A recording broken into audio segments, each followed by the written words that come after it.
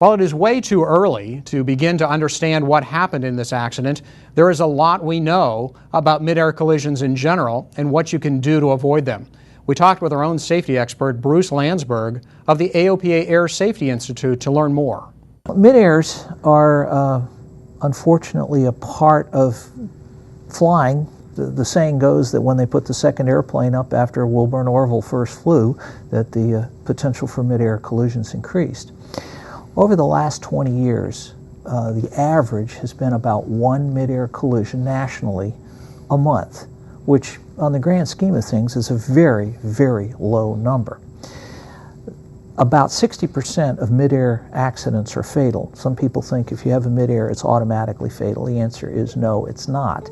But it is significantly worse than GA accidents as a whole. Typically only 1 in 5 is going to be fatal. So mid-air accidents are serious. The good news in all of this is that the trend has very definitely been down over the last 5 years or so. And that could be due to a number of things. In 2011, we had only 7 accidents involving mid-air collisions, again nationwide.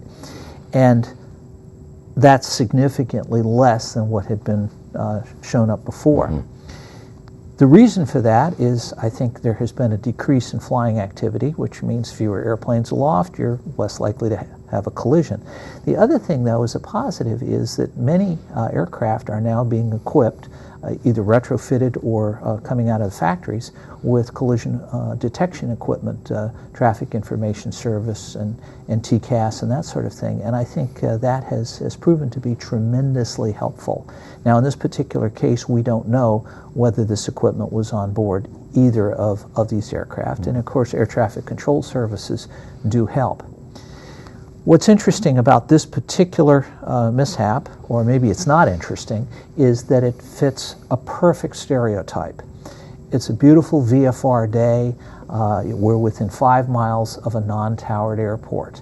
And that describes probably 60% of the mid-air collisions. Now, I don't know that they were in the traffic pattern yet per se, but they were may have been working towards that. Okay. Does the Air Safety Institute have some resources to help pilots learn about mid-airs and how to avoid them? We do. We have a safety advisor that's available online for anybody to download. It's about 12 pages and it's chock full of all of the information that we have available for avoiding mid-air collisions. It talks about scan patterns, it talks about where collisions are likely to occur, basic radio techniques, to advise other pilots of where you're going to be. The sterile cockpit is something that we highly recommend, that when you are within 10 miles of any airport, that you're focusing exclusively on operational items, which includes scanning outside. The other thing is to make sure that you have your avionics programmed for both communication and navigation so that you can be heads up and eyes outside as you get to what is a high-density traffic area. Mm-hmm. Speaking of scanning, I know there is a pattern or a way that one should scan. It's not good enough to just sort of swivel your head periodically. Well, that goes into the physiology of how eyes focus.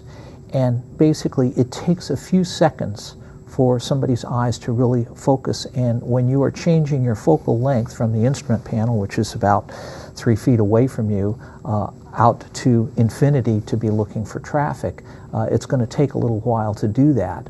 And you can't just swivel your head and see things. So what is the recommended pattern typically is to say start with one sector of the windshield and do it in about 10-degree sections, and you can then scan the entire sky. And that doesn't mean that you are doing that constantly, because you may want to check your instruments periodically, but you go and you pick up where you left off. The other thing that's important to recognize is that our airplanes have built-in blind spots. So we have to work around those inherent limitations. Some aircraft have better cockpit visibility than others. If you're flying a high-wing airplane, before you make a turn, you always want to pick up a wing, take a look around behind you to make sure that there isn't somebody overtaking you or over in that quadrant of the turn before you put the wing down, which blocks your view. With a low-wing airplane, obviously it's not quite as problematic, but you still have to be cognizant of what's going on. In climb-out, obviously, once you get clear up to your maneuvering altitude, we want to adopt a cruise climb attitude and maybe gentle S-turns, because the nose of the aircraft is going to be blocking your forward visibility. And one of the most common scenarios for a mid-air collision is a low-wing aircraft descending on top of a high-wing aircraft. That is correct, and the most dangerous area of all is the final approach. Pun intended, I suppose, but that's where everything is funneling towards the runway. And one of the things that we recommend to people is base leg is one of your best last chances to clear the final. So Mom was right. Look both ways before crossing, and you want to be sure that when you turn onto the final approach, rather than just scanning over to look at the runway, let's be looking up the final and making sure that there isn't something else that may be a little bit faster coming in. The other point that I would make, and we could have a long conversation on this topic, is let's fly a fairly tight traffic pattern, because the longer you're out there and the farther away you are from the airport, the harder it's going to be for other people to see you. And the rule on relative motion when you're looking out and looking at an aircraft? Yeah, unfortunately, the physics of this does not work to our advantage. If you're on a collision course with anything, this applies to cars, boats, airplanes, or planets, is that if it doesn't appear to be moving as you are moving towards it, you are on a collision course. And unfortunately, the eye is constructed to see motion. So if something isn't moving, you're probably not going to be as attracted to it. And what happens, and this is discussed in the safety advisor, is that the target sits out there as a very small black dot typically, and then as it gets closer, it blossoms very, very rapidly. And so at that point, you may have only a few seconds to be able to take evasive action. So the idea is be aware of what's going on around you, and particularly as you are in climb out and descent and getting close to airports, be they towered or non-towered, that's where other airplanes are going to be, and we have the potential for a collision. Great.